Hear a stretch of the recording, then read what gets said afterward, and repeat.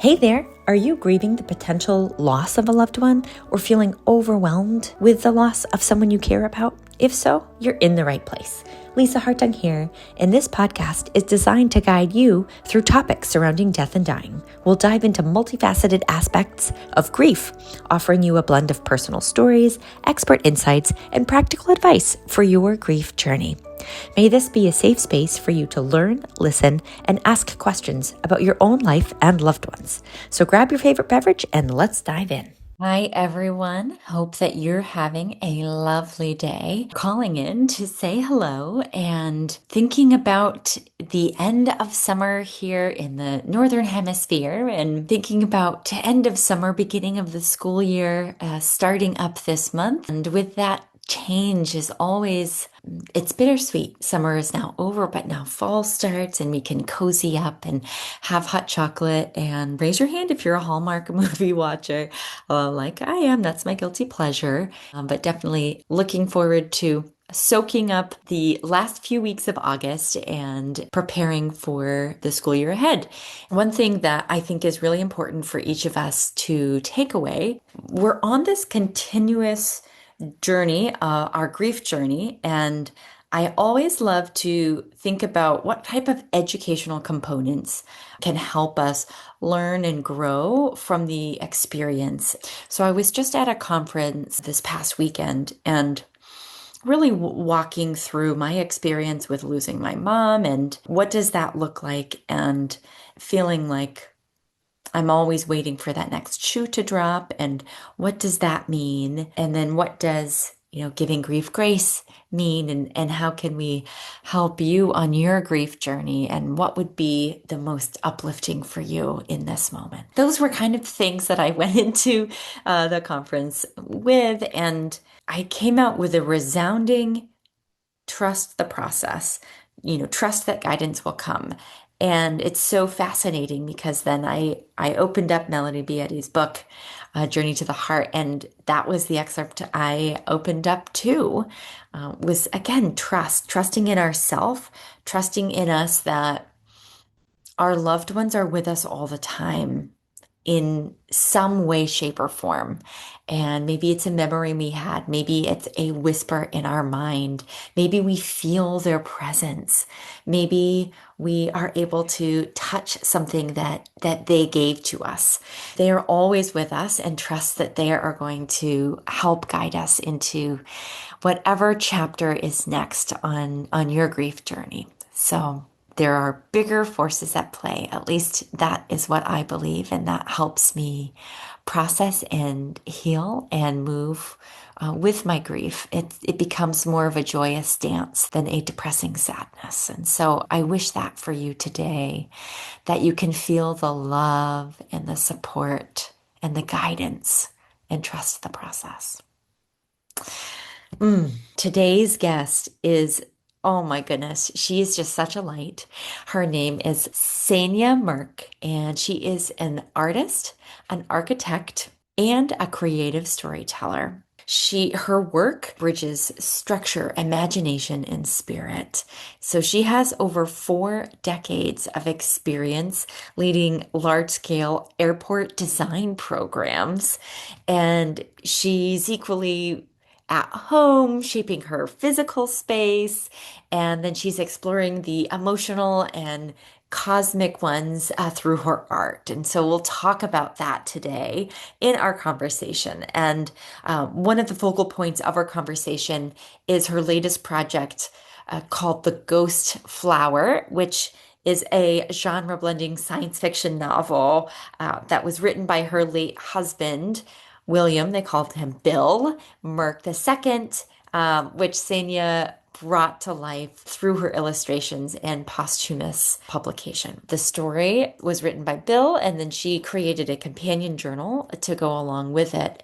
And they really reflect her belief in love that transcends time and humanity's responsibility to future generations on how we can make it better. So this conversation was just so heartfelt, and sometimes you can just feel that you connect with someone on an energetic or a spiritual level. And Ksenia is just such a beautiful soul. So I can't wait for you to dive in and listen to her words of wisdom and check out the Ghost Flower and the companion guide. We will chat more about it in the interview, and feel free to check out the show notes so you can get links to her books and other things that she and Bill created together and what she's creating after his passing. And so, you know, may you believe and trust the process that things will are working in your favor, and your loved one or loved ones are cheering you on every step of the way.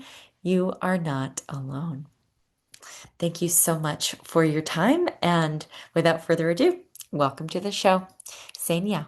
Welcome back to another episode of Giving Grief Grace. So excited to have Ksenia Merck here. She is such an incredible ray of sunshine, and she is here to chat with us about a really heartfelt journey that she had with her parents and with her late husband, and talk to us about this incredible art collaborative piece that turned into a book and a companion journal. So, without further ado, welcome to the show, Ksenia. And maybe you could tell our listeners a little bit about yourself and your journey, and then we can dive in. Oh, Lisa, thank you so much. I'm glad to be here with you and your audience. I'm Ksenia Merck. I'm an architect, an artist, and now an author. I've been on a very spiritual healing journey since my husband Bill passed in 2024. It's been interesting that as I reflect on it now, that the project that you see on the screen, Ghost Flower, it all feels like it was planned as a gift for me, Mm. so that I could heal. And I am so grateful to my husband for this. And I know he's been with me every step of the way. And I think this is a pretty amazing story to be able to tell. So I'm glad to be here. Yes. And it's such a fascinating story. And I think that, Bill was an author before he got sick. So had some works that were already published. And Hmm. then once he got sick, you had helped him get as close to the finish line. And then Hmm. you were able to work through finishing his book and then creating this incredible companion journal. Let's go back to earlier before Bill got sick. We were talking before we hit record about being a child and having parents that you are caregiving for, navigating that in addition to having a spouse. And then what does that look like? What do the dynamics look like? And so maybe you could share with us how it's been as you are here now, having lost both parents and your spouse, and take us on that journey of what it was like with your parents and caregiving on that front. Well, I will tell you that my parents had my brother and I later in life. So Mm. my my mom was 41 when she had me and 45 when she had my brother. And so, you know, and my dad was 3 years older than her. So compared to other kids, our parents were a lot older. Mm. And at an early age, I figured out how old my dad would be when I would be 16. And then I started figuring out that he's older. And then I got scared about him passing, and that Mm. fearful thing haunted me for decades. And then that moment was there when he was really very, very ill and had spinal issues and had to have a major surgery and then a decline and then his passing, and it was just absolutely devastating for me. It was just devastating. Yeah. And I think in large part because I feared it for so long, but then also just the loss of him, because he was such a cheerleader for me Yeah. and such a supporter of me. And if you can imagine this man who is, would enter the room for 6'1", very large, World War II paratrooper, Wow. type person with the personality that, once he started talking, it was like all eyes on him. And he supported me. He was a contractor, and early on, I would draw. When I was 12, I started drawing some of his schedules for him because he had arthritis. And so I started really learning about construction, and he would take me to the job sites with him, and I loved it. And then I was also good in art in high school, so I wanted to go into architectural engineering, and that program was canceled, but they had this new building construction program at Virginia Tech that the first year had a design lab and the building construction program. So I applied and I got in, and we did the tour of Virginia Tech that summer. It was like an orientation, and I was the only female in the class. And so my dad was there, my mom was there, my parents were there, my brother was there. We were all there together, and my dad said, "Let your imagination run wild." He looked around in the architecture building in Virginia Tech, and he was just amazed. The models, the energy there, he just thought it was so cool. And he was just such a supporter of me. And so, it was just huge for his passing. That really hit me hard. And there was a lot of travel back and forth from here to Virginia while he was having appointments, and then his passing, and then my mother stayed there, and Bill and I had said, you have a place to live with us when you want to, and that did happen. We renovated her house, and then she moved in with us. And there was a lot of adjustment there Yeah. because someone's moving in, but I think for the first part, my mother lived with us for 14 years. I want to say the first part was easier because her health was still good. And then she hit some pretty major things with a meningioma brain tumor. That basically caused mobility issues. And we went through a big thing about should we have a surgery or not. And we went to Miami, and this doctor from Oxford looked at her and said, and she's sitting there in this with her lipstick and her earrings and her white hair and her little black and white shirt, sitting there so cute. And the doctor comes in and he looks at her chart, and then he looks at her and he goes, "You're 95. I'm not going to operate on you." Oh, So he said, "Have you thought about fractionated radiation?" And I was like, "Well, I'm all ears. What do we do? Do we do that here? What do we do?" He goes, "Where do you live?" And I told him, and he goes, "Oh, ta ta ta ta." Looked at an iPhone. He goes, "Oh, check out this doctor." I said, "Oh, that's not too far from us." And so we did that, and we did that, and she came through it.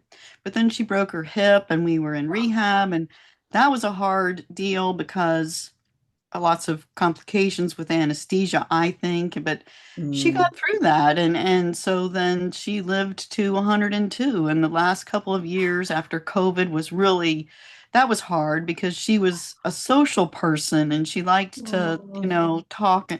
I wish that we did a lot, Bill did a lot, I did a lot. I was her prime caregiver with all of her appointments and doing all of that, but I was also doing my job and trying to be a wife too. And I think that that's a lot, through Ksenia. all of that, I really learned that, and I see it now, that I really Mm, needed to take better care of me so that I could do mm, more for others. I was doing so much that I let myself go.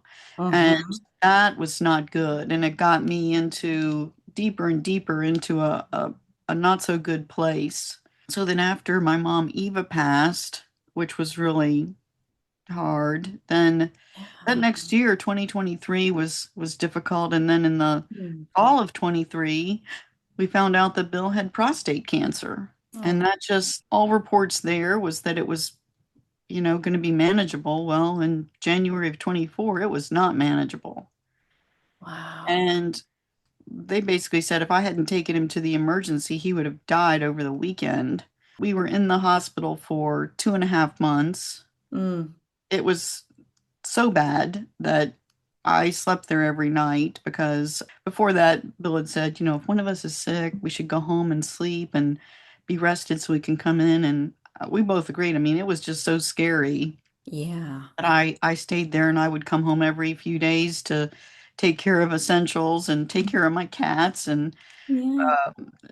but that was brutal. And we both had PTSD from it because we weren't sleeping either, which was not good. But Yeah. there was something that was happening in the hospital where I really felt it, and I know Bill did too, that the people were praying for us. They were coming in to check on us and check on him, and I really felt that there was a vibration that was rising. Mm, And I think that actually he and I were getting closer, which we were always so close. He was the person that I wanted to be with all the mhm, time. And but I think we were actually getting closer during that time in the hospital. And so he had written two books before getting in the hospital. Those were both published, one on leadership and another one on breadcrumbs, finding a philosophy of life. And then his third book is Ghost Flower. He really went after the ghost flower. He really went after it. I mean, he would wake up at 3:30 in the morning and come up here to this office and be writing and then make coffee and wake me up, and that's how we would start our day. And I would be like, "Wow, you've already done all this." And he was just so into it. When we were in the hospital, the plan all along was that I would paint the cover. I was so encouraged one day when he said, "Go home and get some colored pencils and a sketch pad," and he wanted his computer, and he had already started making some notes to respond to the first pass with his editor. And we talked with her on the phone as well, and I was so hopeful then. But in March he passed over in March of 24. After that, I felt him with me. I felt him at his service. We had two services. I felt him with me both of those services, and that has continued, and that is huge for me. mhm, mhm. Huge. How has he continued to show up for you? Well, it's so interesting. I think certainly anytime I'm talking about this Ghost Flower project, I know he's here with me because this is Yes. our baby. This is our project. And so I know he's here now, and I Mhm. feel good about it, and I feel it. And other people even say to me that they can see that my whole demeanor changes when I talk about him and talk about this project. If you saw me, 2 or 3 hours earlier today, I was not in the same good place as I am right now. Mm. I know he's here with me, and so that's wonderful. And I always used to be calling him when I was driving to work and coming home from work. I'd always be talking to him on the phone, and so now I'm just talking to him in the car. Yes, I do the I'm same talking to thing. him. I'm Yes. talking to him. Like, what a great opportunity to have a conversation because Yes. you can truly hear, right? Yes. Hmm. But there's so many different uh times and different moments where we're having a conversation, or you know I've made some improvements in the landscape in the backyard, and I know that he's been with me on all of that too because he loved the nature. And so it's just those all these things, just those connections and moments that we had here. I think they're just in a different form right now. Hmm. Hmm. Yeah. And do you ever feel, Sania, when you're in the garden, do you get like a nudge like, oh, we should put this type of plant in, or oh, we should move this rock over here, or do a little bit different landscaping? Yes, yes. Well, there was some decisions along the way, and yes, I think that we were definitely communicating. Hmm. And for our listeners who might not know the ghost flower premise, maybe you could tell them a little bit about this really unique journey of the substance of the book and then how the companion journal goes along with it. Okay. Well, the book itself is about saving humanity in the future. Mm. And this team in the future has to do time travel to 1585, the time of Shakespeare, to find and plant clues about this mysterious ghost flower that was brought by aliens thousands of years prior to. And when this flower hit the earth, its properties changed and it became healing. Mm. And so many themes from the leadership book and the breadcrumbs book, Finding a Philosophy of Life, are all woven into the themes and subplots in this book. And so it's how this team works together as a team, how they treat each other, how they deal with close encounters with pirates and swindlers, and how they navigate all of that, and how they plan for the future too. So there's so many amazing themes in it, and there are several love stories too, which I love. It's got action, adventure, love story. It has so many of those things, all of that in it. So the story I just love. And I was doing the sketches for the interior of the book. I knew that I wanted to do something else with it because the sketches in the book are only 2 inches by 2 inches. And so for me, I'm drawing them larger, and I was starting to weave in clues between the sketch Into and the another images. sketch, and trying to piece Ah. things together. So the way I organized the journal was that I grouped them by how I thought the sketches should go. I have a blurb, a few lines about what inspired me about each sketch. A lot of it very personal, or travels, or things here in this house that I would be sketching things here to and wove those things in. So a lot of our persons are in these books. Hmm. But then I tie the sketch to where it shows up in the book with the chapter and philosophical and spiritual questions that are in that chapter for Mm. people to really dive into and think and reflect. Yeah. And that was really important for me to do because there's so many of these themes and questions that I really wanted to just showcase some of those. And so Hmm. that's what's in the companion journal. Yeah. And how, like what you said about the philosophical questions and thinking about saving humanity. In grief, we think about saving ourselves as well. Mhm. And so how fascinating, right? That you are living this kind of this dual life of in the story and in this relationship with Bill while you're also doing this beautiful creation with your hands. And are they multimedia works of art or Well, you know it's interesting. Like if you look at the cover of the two books, the background and the images are collaged. So those are like individual little paintings that are collaged on. But that background painting I actually did with my hands oh, because I yeah. really wanted to feel it. I really Hmm. wanted to feel it. And so I was making the waves for the boat. I mean, I just was really, I came away, my hands were blue. My hands were blue. I'm going to work. I'm going to get blue out. But it was a good thing. Yeah.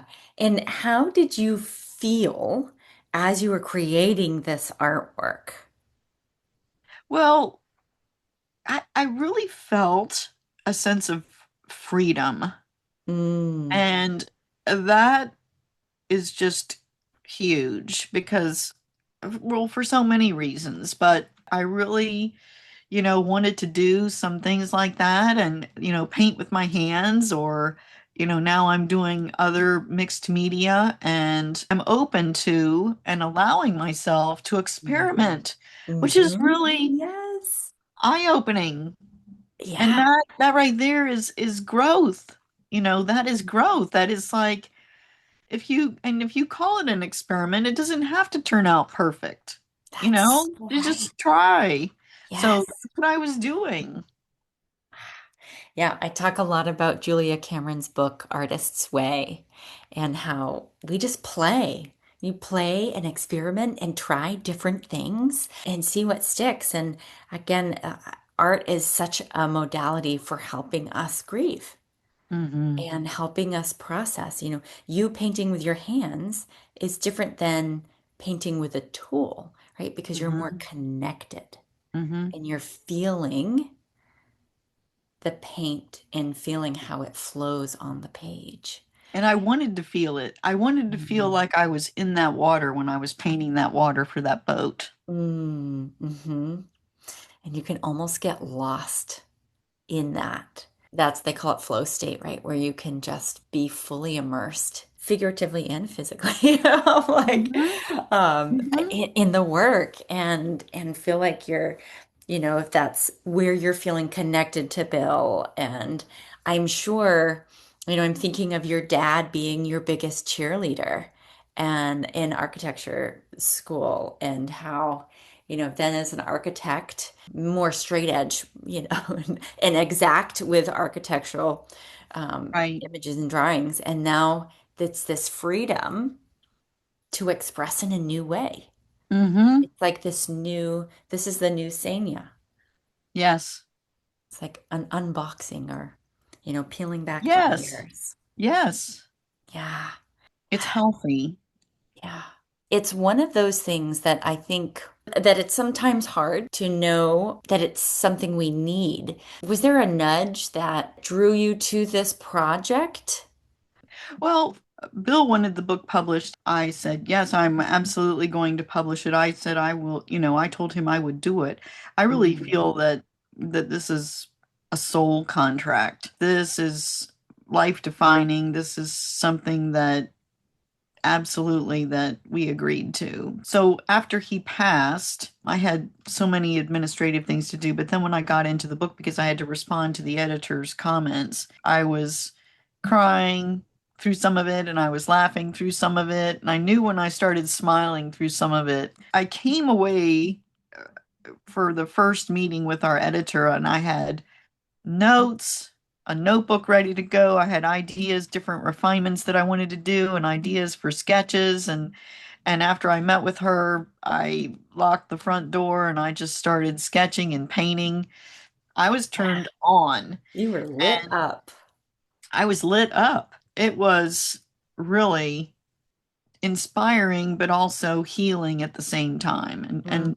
And there were certainly moments, through that whole process where I had some tough moments. Yeah. I really do believe that this project was it's a healing gift to me. Mm. Mm-hmm. Mm-hmm. When he started the manuscript, was he sick? No. Mm. And so, it was so strange that we're in the hospital with horrible side effects of this prostate cancer. I think it was the meds, but there was no conclusive determination, but no one could really figure it out. And so then we're in the hospital with that, and then he has just written this book about saving humanity in the future Mm. from this for this pandemic. So it was just the parallels of this were just incredible. I just was kind of looking around, kind of like I felt like two worlds were converging. Mm-hmm.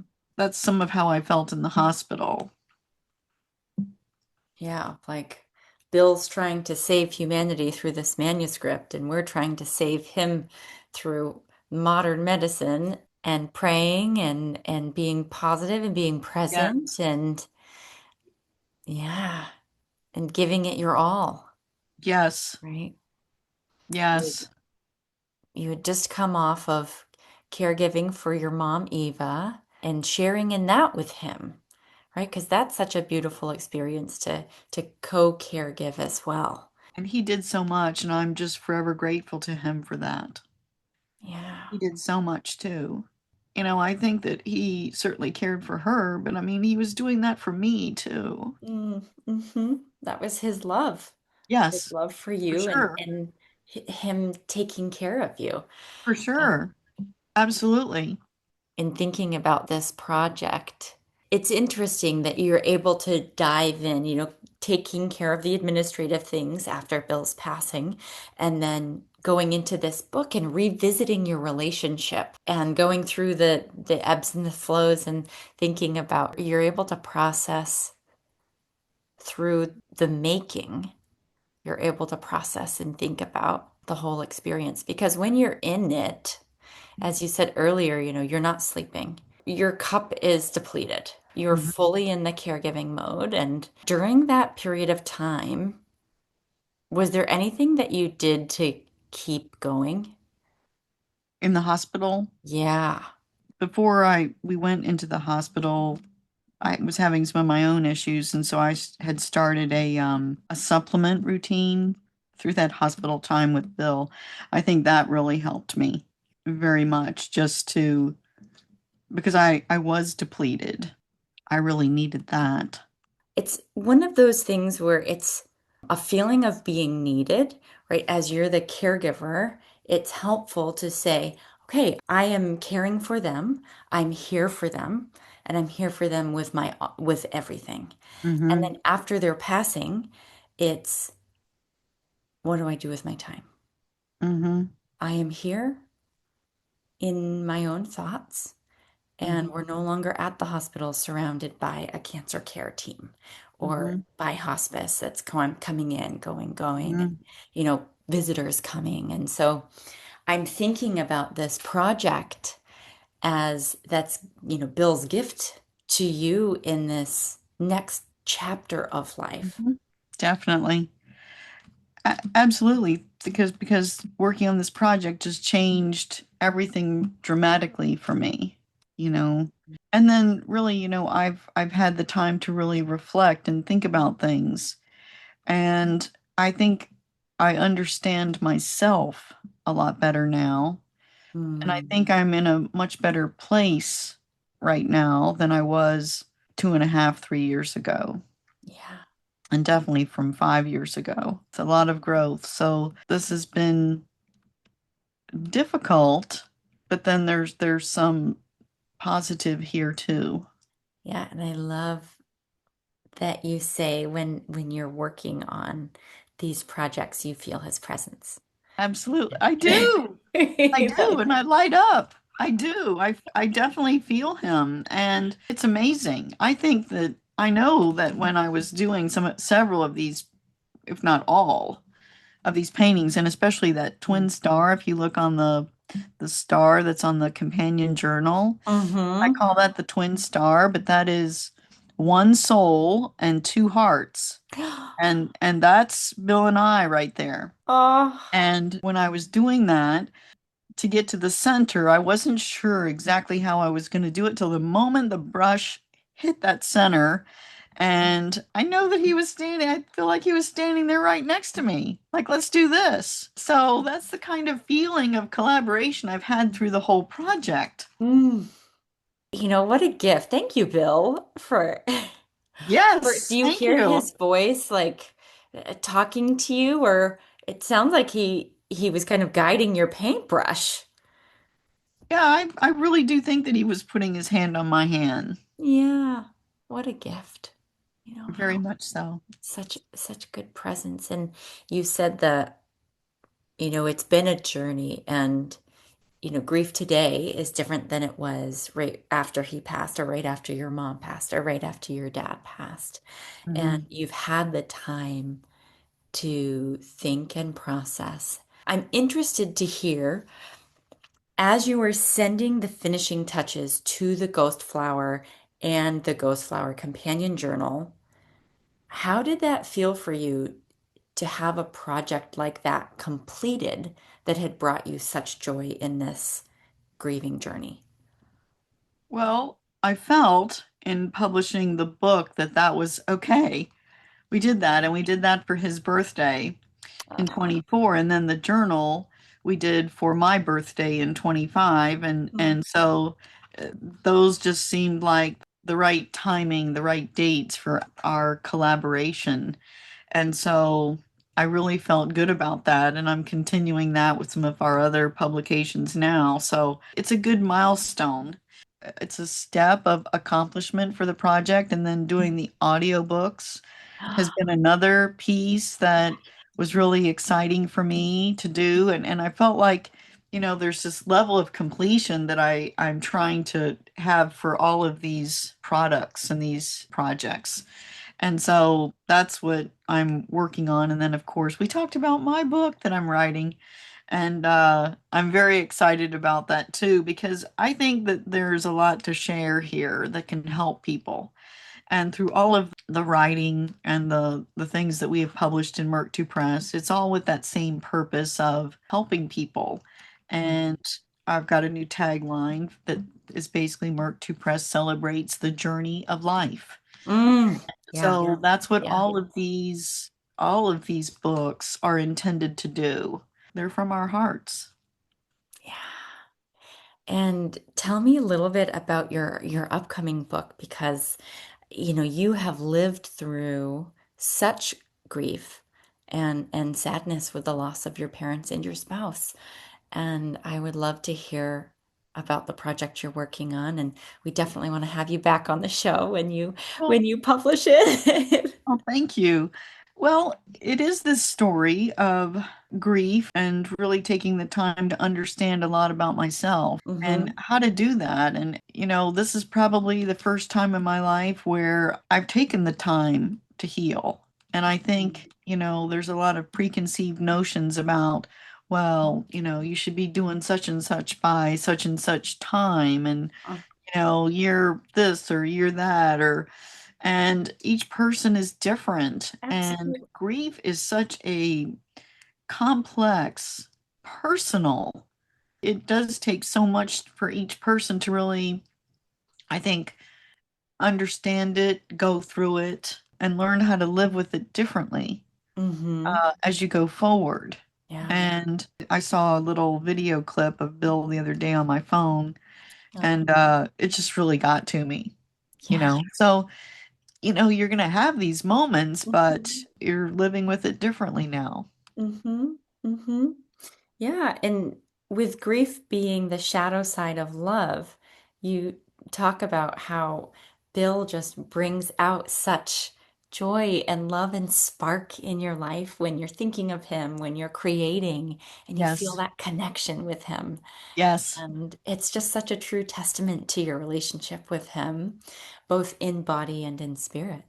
Yes. And, I think because of this experience, I just feel so much different about, I'm more open to the spirit world and the Mhm. influence of the spirit world. And for me, it's this that love is certainly here. It goes on. And I feel that because I have that. And it's given me a different understanding and just comfort level as a human. A big part of it is being by yourself. What is that like? And, Yeah. so there's a lot of deep thought to get to a place where you're in a comfort area. Yeah, and I'm interested to hear more about that. When I remember in high school, my art teacher was telling us how when we are adults and before we get married, we should live by ourselves because when when only the walls can talk, right? Or you can talk to the walls, um, such deep thought and self-awareness come.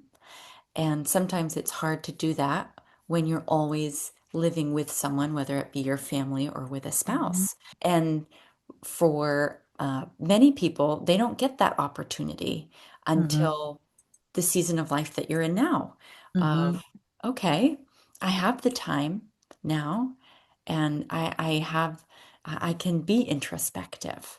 And Mhm. so, how has that transition been for you as you're taking the time? Because sometimes that can be a challenge too. A lot of people say, well, you need to be busy. Well, I'm beyond busy. You're like, I've got a lot of projects going I've got a on. lot of projects going on, and this house is torn up in multiple areas. I got projects in all kinds of locations. I'm sorting through things, then I'm doing an art project over here and a yard project over here. I have projects and then my work projects. So there's no shortage of those. But through all of that, I have to just sit and be quiet and look at the Mhm. nature outside, and that's my Saturday morning weekend time to just really kind of do my own kind of soul searching reflection and getting grounded. Mhm. And that was one of the things with Bill and with Eva, was that I think that we were just so grounded together. So now I've got to do that differently. And I know that they're here with me, I feel that, but I also have to do this for me to be grounded. Mm-hmm. And so this is, living by yourself with yourself and helping yourself. And I think that I a lot of what I've done is my life is I've helped done so much with these projects and helping other people that I've let me be last, and I'm trying to do better on taking care of me so that I can do all these other things that I want to do. Yeah. And it's almost empowering too to have the freedom to do that and to say, it's my time. Yeah. It's my time. Hmm. And how can I fill my cup up now? And still cherish and tell the stories. Is there any, like, anything that you do? Is it a tradition or a mantra or lighting a candle or anything that helps you when you feel the grief coming on? Is there anything that helps you through the darkest times? Hmm. Well, I will tell you that I didn't know a person could cry as much as I have cried. There's that, but and that's just another piece of it is that I was crying, I think, for really an extended period. I Yeah, had to let it I know flow that through, feelings. and because otherwise it would be bottled, and then that would Mhm. be no good. So Yeah, I just let it flow. And yeah. I think in the beginning was especially not good because I think that I could be in the grocery store and look at a banana and start crying, you know. Yes. And you want to So cry. there's that you go, oh my God, this is just, and I think coming home, I think initially the Hmm. nights were the hardest, the absolute hardest for me.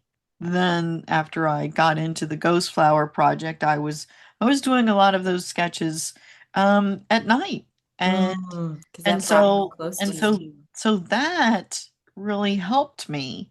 And Mm, then there's just different things and it changes as time goes on, but crying, mm. I say let it Yes. out. Do Let it it. out. Let it Yeah. out. Let it out. Don't hold it Yeah. in Yeah. because it's a release. I saw this video clip the other day and it really got me because Mhm. it was for I think Bill's 75th birthday, and there's just different things that touch you on this journey. That's just part of it. But how Mhm. thankful I am to have had these moments with him. Mm. And what a gift that he's still there. He and his mom and your mom and dad is still there. And I love how you're using art and creativity to help with the flow. We've got tears, but we've also got our hands to create something new Yes, we do. Yes, we and do. to continue the journey and the story. And what a gift for you to be able to continue the Ghost Flower project, to have that out in the world, and then work on this new book that you're coming out with and companion journals for his other books. And, Senya, you've really navigated this with such grace. And I know that so much goes on behind the scenes, that are in the four walls of your home. And just know you're not alone. And thank you so much for sharing your story, Oh, for sharing Bill's gifts, for sharing your gifts, and for just continuing to light up the world in such a unique way. well, thank you for this great opportunity to have this conversation with you. Thank you. Yeah, and for listeners who are interested in learning more about you, Senya, and getting the book, we'll make sure that we put it in the show notes. But for those who are listening, maybe you could share how they can find you. Well, the best way is our website, merck2press.com. It's MERCKII press.com. And we have different videos and clips on there, as well as our bios, Bill's, mine, and news that will be happening and our new releases that are coming up. So, a lot of good information there. Yes. All right, merck2press.com. And again, we'll put it in the show notes. So thank you again, Ksenia. I'm wishing you love and light in the adventure ahead. Thank you so much, Lisa. I appreciate you. Thank you. Thanks so much for listening to this week's episode of Giving Grief Grace. It would be such a gift if you could share this episode with someone and brighten their day. You never know what will happen. Subscribe to get a weekly dose of positivity, and while you're at it, please leave a review. May you be kind to yourself in the week ahead and give yourself grace. Thank you so much for listening, and we'll see you next week.